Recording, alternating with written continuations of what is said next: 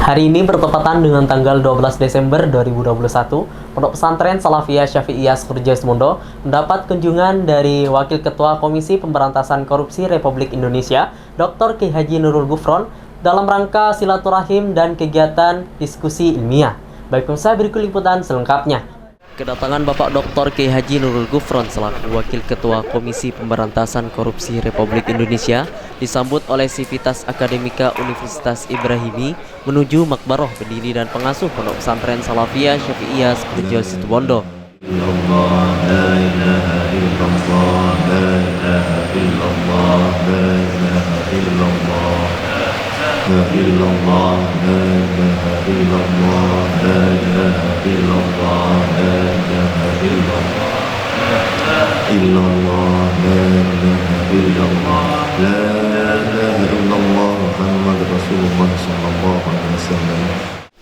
Selanjutnya Bapak Dr. K. Haji Nurul Gufron beserta rombongan menuju pendopo pengasuh melewati halaman kampus Universitas Ibrahimi dan melangsungkan kegiatan diskusi ilmiah yang dihadiri oleh pengasuh K. Haji Raden Ahmad Azaim Ibrahimi, Bupati Situbondo Bapak Karna Suswandi, Sivitas Akademika Universitas Ibrahimi, serta diikuti oleh santri mahasiswa, putra dan putri Universitas Ibrahimi.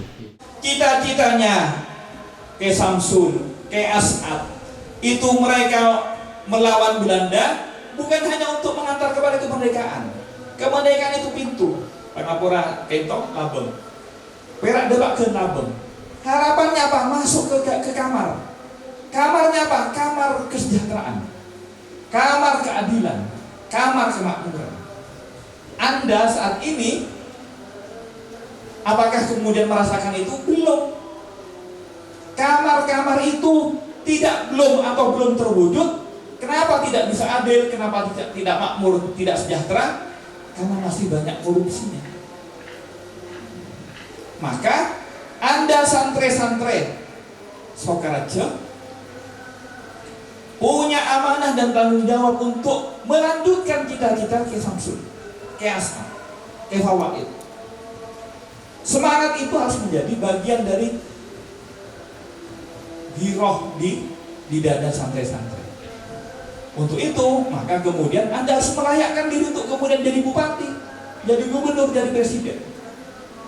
Nah, ini yang harus jangan kobeter, artinya cek ini ate. Nah, jangan kecil hati. Saya pun dulu pengaporan, saya sering ke Samsul, ke As'ad sebelumnya, ketika masih seperti Anda. Ada saya tahu. Ini ada saya tahu. Artinya apa maksud saya? Masa depan itu udah pasrahkan kepada Allah. Tapi yang penting Anda harus melayakkan diri secara sunatullah untuk menempuh tangga-tangga tersebut. Ya, itu yang penting. Karena terus terang pejabat-pejabat kini sekarang itu otaknya pinter, terampil, tapi tak diate. Pangapora, jangan beliau, saya punya perusahaan. Nanti perusahaan ngerekrut santri-santri dari Sukoharjo, alumni dari Universitas Ibrahimi. Oh, ada ahli komputer. Oh, dia terampil ke program.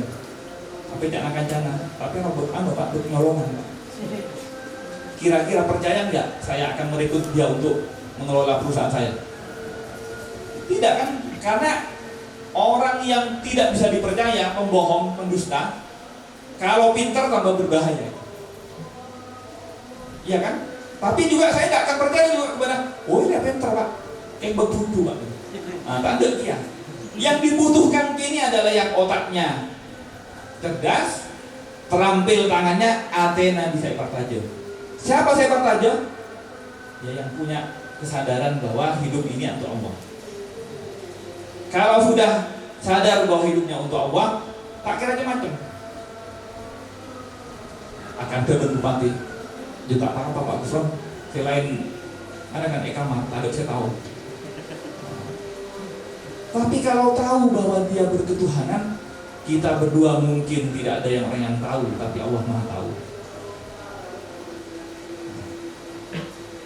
sekarang itu Pak, kalau korupsi itu, Pak Kapolres, saya korupsi dengan Pak Bupati. Ketahuan pengawas saya aja Pak. Catatan ya bina. Itu mau BPKP ini aja, ya itu gem. Itu mau polisi ini aja. Itu mau kejaksaan aja. Itu mau KPK ini aja gitu ya. Itu karena kemudian dan mereka yang itu gem, Islam dia. Karena orientasinya esai. Dr. Kiai Haji Nurul Gufron menyampaikan perihal menggerakkan budaya anti korupsi kepada setiap elemen-elemen masyarakat dan memotivasi kita untuk menjadi agen-agen perubahan dalam memberantas korupsi agar masa depan kita bisa bebas tanpa adanya korupsi. Pondok pesantren Salafiyah Syafi'iyah Sembagus kami berharap menjadi bagian dari elemen pergerakan untuk menggerakkan adanya budaya anti korupsi, karena kami menilai saat ini korupsi sudah seperti mengakar ya, seperti ini bukan saya, bukan KPK yang menyampaikan. Bung Hatta pada tahun 1974 kendala ataupun beratnya memberantas korupsi karena korupsi sudah menjadi budaya, seakan-akan semua hal harus dengan uang. Nah, ini harus menjadi bagian dari tantangan dan juga musuh bersama yang ditetapkan bagi santri maupun bagi mahasiswa Ibrahimi untuk menjadi bagian dari gerakan anti korupsi. Mulai dari yang kecil-kecil, mulai yang di sekitar Anda semua, mulai yang bisa, bukan hal yang gede-gede enggak, dari yang kecil-kecil, dari yang bisa Anda lakukan. Jadikan diri Anda sebagai agen-agen perubahan untuk anti korupsi. Karena kalau tidak menjadi bagian dari agen perubahan, pasti kemudian masa depan itu tidak bisa diharapkan untuk bebas dari korupsi. Karena kalau sudah korupsi, maka kemudian anak bangsa termasuk santri-santri di hadapan layanan publik, mau ikut CPNS, mau ikut apapun berkompetisi, kalau kemudian ada korupnya, ada suapnya, maka kemudian tidak dihargai sama. Kemudian juga misalnya Pak Bupati ini mau nyari SDM, kan harapannya untuk membantu beliau. Tapi kalau kemudian yang terpasok itu karena ada unsur suap, kemudian orang-orang yang tidak memiliki kompetensi, tidak punya dedikasi, hanya mau cari pekerjaan, maka sebenarnya tidak sedang membantu beliau. Bahkan kemudian membebani beliau. Mau bikin gedung, harapannya misalnya bikin sekolah, bikin rumah sakit, harapannya bisa lifetime ataupun masanya bisa panjang, tapi kemudian dengan korup mestinya bisa 30 tahun, bisa 50 tahun, 10 tahun bisa hancur. Sehingga akibatnya apa? Harus mengeluarkan duit lagi. Mestinya bisa untuk membangun yang lain, kemudian habis untuk kemudian membangun hal-hal yang sama berulang kali. Zaman dulu jalan itu puluhan tahun ya, minimal 10 tahun. Sekarang kadang-kadang 5 tahun sudah harus diperbaiki. Bukan hanya karena kualitas, juga karena mobil yang melewati overload ya, melewati batas. Itu adalah bagian dari korup. Mestinya dilarang, tapi sekarang masuk ke timbangan, apalagi timbangannya tidak ada, itu kemudian merusak jalan. Nah, itu salah satu kemudian akhirnya kita duitnya yang mestinya bisa membangun banyak hal, mengakibatkan membangun hal-hal yang sama berulang kali keluar duit. Nah, itu yang kemudian mengakibatkan korup itu bukan merugikan orang lain saja, sesungguhnya merugikan diri para pejabat itu sendiri. Harapan ini bukan hanya untuk mahasiswa maupun santri, tapi semua elemen bangsa. Mari kita menjadikan diri kita masing-masing sebagai bagian dari gerakan anti korupsi. Dengan menggerakkan diri menjadi bagian anti korupsi, maka kita bisa berharap masa depan kita akan tercerahkan, akan bebas korupsi. Pembangunan bisa kemudian menjadi modal untuk kemakmuran dan keadilan. Apalagi masuk ke dunia hukum. Kadang ada yang mengatakan hilang sepeda motor bisa kemudian biayanya 1 mobil gitu. Nah, Padahal mestinya kita mendirikan negara, mendirikan presiden bersama struktur sampai ada bupati, itu harapannya untuk ngelola kepentingan kita bersama, menghadirkan kemakmuran, menghadirkan keadilan.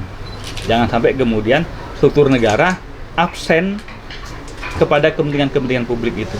Nah, ini yang penting. Jadi negara ini bukan hanya akan hancur dan tercerai-berai karena terorisme, karena radikal, itu iya, tapi sebenarnya kalau teroris atau radikal jelas musuhnya, siapa aja jelas. Tapi kalau korup, nah, kadang belepotan dengan diri kita sendiri. Nah, ini yang sulitnya. Maka kita harus menyatakan diri untuk menjadi bagian dari yang anti korup. Jadi KPK ini ada strukturnya ada 2, yaitu pimpinan dan pegawai. Kalau pegawai biasanya yang dulu menggunakan ada mekanisme yang namanya Indonesia memanggil kader-kader terbaik untuk diseleksi. Nah, yang masuk jadi pegawai KPK. Sekarang karena sudah menjadi ASN, Indonesia memanggil itu tetap mungkin namanya tetap, tapi mekanismenya sudah akan diseleksi oleh BKN. Nah, itu untuk pegawai KPK. Untuk jadi pimpinan KPK, nah, pimpinan KPK ada 2 model, yaitu pimpinan dan Dewan Pengawas. Dua-duanya mekanismenya seperti pengangkatan komisi-komisioner pada umumnya, KPU, KPPU, Komnas HAM, LPSK, Ombudsman, dan juga KPK. Itu menggunakan seleksi yang dilakukan pertama oleh pansel, kemudian diajukan ke presiden untuk kemudian dipilih di DPR RI. Ini semuanya bisa semuanya bisa dimungkinkan oleh semua elemen bangsa termasuk santri, yang penting memenuhi syarat ya, misalnya rata-rata sarjana hukum minimal, punya pengalaman di bidang hukum. Nah, itu yang, dan saya yakin sekali lagi tidak ada yang tidak mungkin. Saya aja juga merasa tidak mungkin pada saat itu, tapi faktanya Allah Subhanahu wa taala mentakdirkan. Begitupun Anda jangan kecil hati. Semua struktur ketatanegaraan itu adalah layak dan cukup syarat untuk Anda ikuti untuk menjadi bagian dari pimpinan bangsa ini.